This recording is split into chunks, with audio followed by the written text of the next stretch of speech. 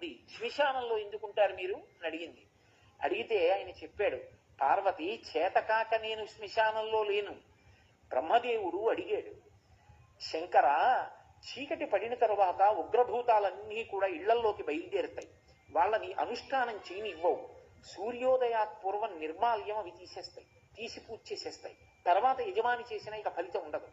అందుకే ముందు స్నానం ఎవరు అంటే భార్య చేస్తుంది, భర్త చేయడు ముందు స్నానం. భార్య పని ఏమిటంటే ముందు నిర్మాల్యం తీసేస్తుంది, భర్త పూజ చేస్తాడు.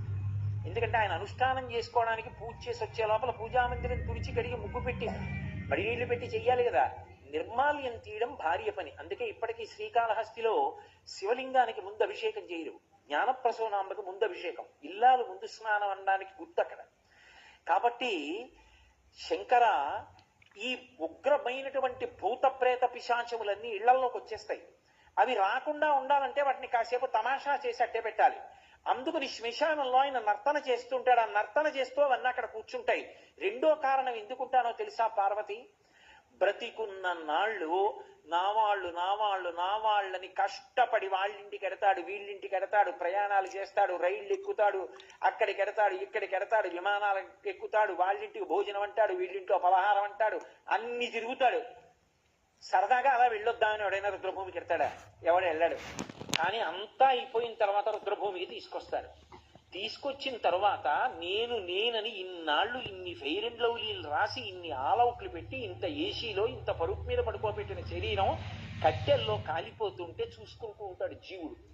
నిత్యమా జీవితము నీటిపై బుగ్గ కల్లరి బొమ్మయవు కాయమ్మునొల్లా అద్దె కొంపలబోలు ఆ భోగముల్లా తను పెంచు దొంగలవు తనయుల నొల్లా ఎందుకీ భోగమ్ములెందుకీ మురుపు ముందు చావుండంగమురియంగనగుని అంటారు శివమానస పూజలో. ఏడుస్తూ నిలబడతాడు, చీకటి పడిపోతుంది, కపాలమోక్షాన్ని తల పగిలిపోయి చప్పుడు వస్తుంది టప్ అని. కాటికాపరి సౌత్తి చేస్తాడు, వెళ్ళిపోండి. తలస్నానం చేసి కొడుకు వచ్చిన బంధువులు వెళ్ళిపోతారు, వెనక్కి తిరిగి చూడకుండా. తాను ఒక్కడే నిలబడి ఉంటాడు, చీకటి పడుతూ ఉంటుంది, దాటి వెళ్ళడానికి లేదు.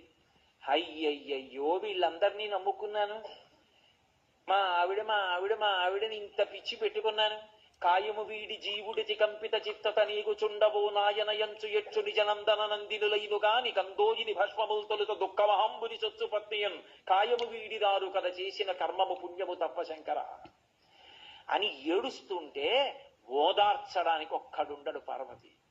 చచ్చినవాడు 100 మాటలు చచ్చిపోతాడు భయంతోనని, నేనున్నాను రా బెంగ పెట్టుకోకు, ఇంకొక శరీరం ఇస్తానులే ఒళ్ళు దగ్గర పెట్టుకో అని ఓదార్చడానికి అక్కడ ఉన్నాను.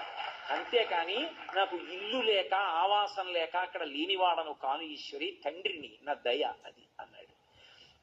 అంతటి మహానుభావుడు ఆయన. దయ మనకి ఎరుకలోకి వచ్చిందనుకోండి, ఆయనతో అనుబంధం తెలిసిందనుకోండి, ఒక విషయం అర్థం అవుతుంది.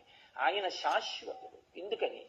దానికి గుర్తు ఆయన మెడలో ఉన్న పులుకల మాల. అక్కడ కదా బయలుదేరేటో తిరిగాను. ఆయన మెడలో పుర్రెల మాల ఎందుకు వేసుకుంటాడంటే ఎవరూ ఏదో బంగారం గొలుసు చేసి ఇచ్చేవాళ్ళు లేక కాదు, అసలు బంగారం ఆయన వీర్యం. మీరు రామాయణం జరిగితే బాలకాండలో షణ్ముఖోత్పత్తిలో అర్థమవుతుంది. కానీ ఈ సృష్టి అంతా కూడా ఆయన మహాప్రళయంలో లోపలికి తీసేసుకున్న తర్వాత మళ్ళీ సృష్టి చేసేటప్పుడు మొదట బ్రహ్మగారిని సృజిస్తాడు. సృజించి వేదం ఇచ్చి సృష్టి చేయడం మొదలుపెట్టు అంటాడు.